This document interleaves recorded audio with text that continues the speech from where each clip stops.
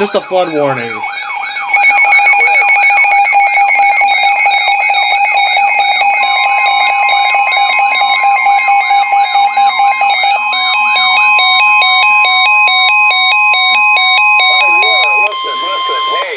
Hold on, what?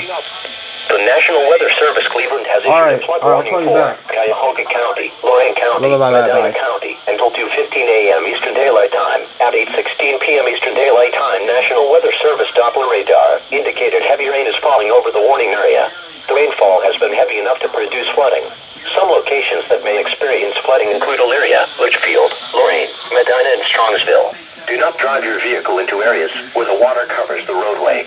Most flooding deaths occur in automobiles. Turn around, don't drown. Repeating, an aerial flood warning has been issued until 2:15 a.m. Eastern Daylight Time Tuesday for the following counties in Ohio: Cuyahoga, Lorain, and Medina.